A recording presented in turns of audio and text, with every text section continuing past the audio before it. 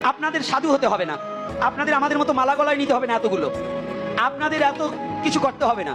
আপনারা দোকান করবেন, কৃষি কাজ করবেন, ব্যবসা করবেন, চাকরি করবেন, তাতে সনাতন ধর্মের কোনো ক্ষতি হবে না। কিন্তু একটা কথা কি জানি, বলবো না না থাক, আজকাল বলবো হ্যাঁ, আর একটু বলবো তো ভাবছেন নাকি না বলিয়ে যাবো? লোভ না থাকলে বলা যায় বাবা, যার ক্ষুধা না থাকে তাকে খাবার দিলে খাবারটা অপচয় হয়, তাই না? তদ্রুপ হরি কথা যাদের শুনবার পিপাসা থাকে না, জানেন এইখানে এখন কাদের গরম লাগছে বেশি? আমি বলে দেবো, সবচেয়ে তাদের গরম লাগছে, ওঠার জন্য ব্যস্ত হয়েছে, ওরা হরি কথা মন দিয়ে শ্রবণ করছে না। হরি কথায় যদি মন একবার ডুবে যায়, কিবা গরম, কিবা ঠান্ডা, কিবা আসে যায়, কিচ্ছু আসবে যাবে না, সে টেরই পাবে না যে কখন সময়টা অতিবাহিত হয়ে গেল। কিন্তু যারা বাড়িতে মন, দেহটা শুধু এইখানে আসছে, গোপীনাথের চেহারা দেখবার ইউটিউবে দেখি আর একটু দেখাসি, ওইগুলার গরম লাগবে, লাফাই লাফাই উল্টে আটা দেবে, ওরা হরি কথা শুনবে। কি না মিথ্যা বলছি বাবা? হ্যাঁ, এই জন্য সব ধরনের এই আসরে এক ধরনের ভক্ত আসে না। রাধে রাধে। এইবার সনাতন ধর্ম, এই দাঁড়া বাবা, কায়দা পাইয়ে পরে বাজা, আগে শোন, জুইত পাইছে আজকে যুবক আছে, আমি জানি এখানে কলেজ এবং স্কুল লাইফ, কলেজ ভার্সিটির ছাত্ররা আছে, আছে না? আছে তো বাবা? আমি বুড়ো করার জন্য আগে প্রচার করবো না, তোমাদের জন্য দুটো কথা বলেছি। এর কারণ হচ্ছে, তোমরা মনে করো অনেকে হোস্টেলে শ্রীমদ ভগবত গীতা রাখা যাবে না। কি রাখা যাবে? অনেকেই জানো যে রাখা যাবে না, কয় ওখানে নোংরা জায়গা, টেবিলের উপরে বিভিন্ন কোয়ালিটির ছেলেরা, একজন অহিন্দু থাকে, আমি হিন্দু থাকি, আর একজন অন্য ধর্মে থাকে, ওইখানে কি গীতা নেব? এটা তোমার মূর্খতা, তুমি সনাতন ধর্ম সম্বন্ধে কিছুই জানো না। অর্থাৎ সনাতন ধর্মের এমন পবিত্র গ্রন্থ শ্রীমদ ভগবত গীতা, অনন্ত কোটি ব্রহ্মাণ্ডের সমস্ত অপবিত্র এক জায়গা হলেও গীতাকে অপবিত্র করার মতো যোগ্যতা নাই। শ্রীমদ ভগবত গীতাকে অপবিত্র করার মতো যোগ্যতা আছে? তাহলে আপনার টেবিলের উপর একটা গীতা, শ্রীমদ ভগবত গীতা রেখে প্রণাম করতে পড়তে কি দোষ আছে? আছে? আগে তোমার তত্ত্ব বোঝা লাগবে না, আগে রিডিং করো। রিডিং পড়ার পর একজন তত্ত্বদর্শী গুরুর কাছে গিয়ে ওই গীতাকে আবার উপলব্ধি করো। যেমন বিজ্ঞান বইতে পড়েছো, যারা সায়েন্স লেখাপড়া করেছে, এই সায়েন্সটাকে, এই যে নাইট্রোজেন আর কি জানো, আবার বইলো মশাই, আবার ওই দলের একজন শিক্ষক, আমি কয়েকদিন ভাবছি ওনার স্কুলে যাই একটু ছাত্র হবো। কথাটা না, এক একজন এক এক দিকে, আমি যা জানি উনি জানে না, উনি যা জানে আমি তা জানি না, এই জন্য আবার জিজ্ঞাসা করতে হয়। তো এইবার দেখুন কি করছে, এইটা কার কাছে গিয়ে জানতে হয়? এই বিজ্ঞান প্রক্রিয়া একজন শিক্ষক আছে, আছে কিনা? জীব বিজ্ঞান যে পড়ছে, আচ্ছা জীব বিজ্ঞানের জীব কত প্রকার ওইটা জানা যায়। এখন যে আর্টস নিয়ে আর কমার্স নিয়ে পড়ছে, কমার্সের ছাত্রকে যদি একটা জিনিসের এই জ্যামিতি কিংবা অন্যান্য কিছু ধারণা দিবার হয়, একটা ব্যাঙের কয়টা কোষ থাকে, ডিম্বাণু থাকে, কি থাকে, এইটা জিজ্ঞাসা করা বলতে পারবে? পারবে? পারবে না। তাহলে ওটা জানতে কার কাছে যেতে হবে? বিজ্ঞান স্যারের কাছে, তাই না? ম্যাথের স্যারের কাছে, নাকি?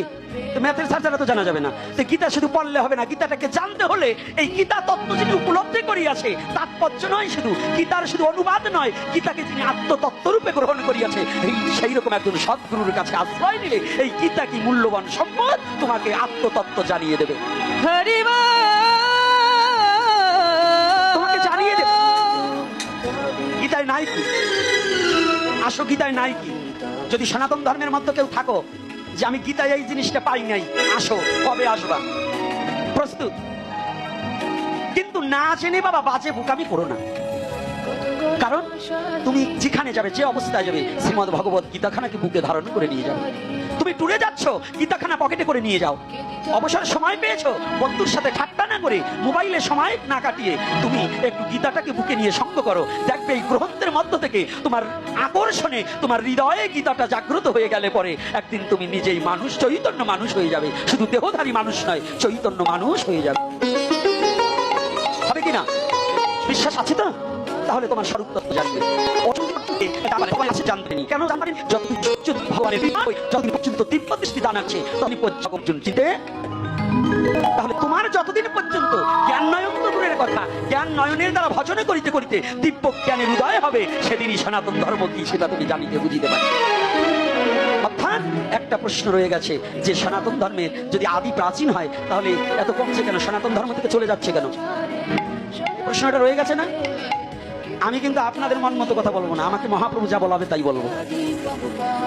ইচ্ছা করলে মহাপ্রভু এখন আমাকে প্যারালাইসিস করে মুখ বন্ধ করে দিতে পারে না? এই যোগ্যতা ভগবানের নাই? তাহলে এটা কে বলাচ্ছে আমাকে? যখন যেমন তখন তেমন, যখন যাহা প্রয়োজন তখন তাহাই বলিতে হবে, এটাই হচ্ছে ধর্মের নিয়ম। তাহলে এইবার কি করেছে? যদি খালি ধর্ম খালি প্রাচীন প্রাচীন করেন তাহলে এই রাস্তাঘাটে হাঁটতে পারবেন না। আগে কিন্তু খরম পায়ে দিয়ে মাটির রাস্তায় হাঁটতো। কি বিল্ডিং এ শুতে পারবেন না, টিনের ঘরে শুতে পারবেন না, খড়কুটো দিয়ে শুতে হবে। তাহলে কি যুগ ধর্ম প্রবর্তনম? যুগ ধর্ম, যুগের সাথে ধর্মেরও কিছু পরিবর্তন করতে হয়, হবে কিনা? যুগ ধর্ম প্রবর্তনম। বিজ্ঞান যদি না আসতো, এই যে চশমা নিয়ে যে কয়টা বসে রয়েছে না, আজকে আমার মুখ দেখতে পেত না। কি বাবা? তাহলে যখন আমরা বিজ্ঞানকে গ্রহণ করছি, ধর্মকে আমরা এমন করে দেখিয়ে দেবো, হাতে আঙুল দিয়ে দেখিয়ে দেবো যে ধর্মটা কি বিষয়বস্তু। রাধে রাধে। আপনারা আবার কষ্ট পাবেন না কিন্তু, কারণ এটা একটা এক্সাম্পল। আমারও তো চশমা নিতে হয় মাঝে মাঝে, তাহলে আমিও তো ওই দলে, আপনাদের দলে, কিন্তু আবার চশমা পরা বলতে কিছু বলছি না, কিন্তু এটা কেন, এটা দেখিয়ে দিচ্ছি। তাহলে সনাতন ধর্মে কমছে কেন জানো বাবা? যারা ভাবছো যে সনাতন ধর্ম আদি ধর্ম, অর্থাৎ বলো তো বাবা, মিশ্রি চিবিয়ে খেতে হয়, আখের রস কি চিবিয়ে খাওয়া যায়? হ্যাঁ, দাঁত দিয়ে চাবানো যায়? আচ্ছা, তাহলে যদি এই মিশ্রিটা তৈরি হয় কি দিয়ে? না, মিথ্যা কথা। আখের রস জাল দিলে হয় গুড়, গুড় রিফাইন করলে হয় চিনি, চিনি রিফাইন করার পরে হয় মিশ্রি, মিশ্রিকে রিফাইন করার পরে হয় সীতা মিশ্রি। সীতা মিশ্রি, তাল মিশ্রি তো 2.5 দিন ধরে নাম হয়েছে, আগে তাল মিশ্রি ছিল না, এটার নাম সীতা মিশ্রি। ভালো করে জানবেন, আমরা তো অনেক ভাষাই জানি না। তো এখন আপনি বলুন তো, যদি এই সীতা মিশ্রি হয়, এইটা যদি জলের মতো গিলা খেতে যাবেন তাহলে কি বাঁচবেন একটাও? ভালো করে জানবেন, গিলে খাওয়া যাবে? মিশ্রির চাকা গিলে খাওয়া যায়? আচ্ছা, যায় না। যদি রস হয়, তো এই পৃথিবীতে যত ধর্ম আছে রসের মতো এত কঠিন না, এত রিফাইন করা ধর্ম না। রিফাইন করা ধর্ম হচ্ছে সনাতন। এই সনাতনী জাতি হতে হলে আপনার অনেক পরীক্ষা দিতে হবে, অনেক জ্ঞানী হতে হবে, অনেক ভজন করতে হবে, অনেক সাধনা করতে হবে, হিংসা, নিন্দা, অহংকার এবং নিজের পরিবর্তন ঘটাতে হবে, লোভ, লালসা এগুলো কমাতে হবে। এখন এইটা বাদ দিয়ে যদি সহজ পথ পায়, সেটি কি কেউ গ্রহণ করে? কঠিন কেউ খাবে? কথা বলেন না কেন? বাবা খাবে? তাহলে কোনটা খাবে? সহজটা, সহজটাই গ্রহণ করবে, তাই না? কঠিনটা কেউ? তাহলে সনাতন ধর্মের মধ্য থেকে এত কঠিন থেকে কঠিনতম সীতা মিশ্রিতের রূপান্বিত আপনার হতে হলে আপনার লোভকে বর্জন করতে হবে। আপনি দেখুন, উচ্ছিষ্ট বিচার করতে হবে। অন্যান্য ধর্মে হাঁটবেন, খাবেন, পাছায় মুছিয়ে দেবেন, কোনো আপত্তি নাই। কি আমাদের গুরু গোসাই যারা গুরুদেবরা একটু শুদ্ধ আচরণ দেয়, তার শিষ্য আবার চায় না। যেটা শিষ্যর সাথে পাড়া শুয়ে এক চাপা খায়, ওই গুরুর শিষ্য বেশি দেখা যায়। কি বেশি হয় না? আরো যদি তাবিজ ভরা হয় তো অভাবই নাই। কষ্ট পাইন না আমার কথায়? তাবিজ ভরার গাছটার জন্য যদি গুরুর কাছে যেতে হয়, তাহলে কবিরাজ ডাক্তার আছে না? এটা কার জন্য? গুরুর কাছে যাব শুধু আত্ম উন্নতি প্রকল্পে, কোনো দেহর উন্নতির জন্য নয়। তাহলে এখানে আমাদের তাৎপর্য কোথায়? আমরা সনাতনী যাতে নিজের অস্তিত্ব ভুলে আসি। নিজের ঘরে যে কত, এজন্য বলছি কি জানেন, সোনা দানা বুঝাই সারা, পরে করে লেনা দেনা। আমার এই ঘরে সোনা দানা বুঝাই সারা, কিন্তু কে করছে লেনা দেনা? পরে করছে। আমি কিন্তু কয়েকটা এক্সাম্পল দিচ্ছি। এই এক্সাম্পলটার মধ্য দিয়ে, হরিকথার মধ্য দিয়ে এক্সাম্পল কেন দিয়েছি? যারা সাধারণ ভক্ত আছে তারা সনাতন ধর্মটা, আপনাদের সাধু হতে হবে না। সামান্য কষ্ট পেলেই মরার কথা চিন্তা করছেন?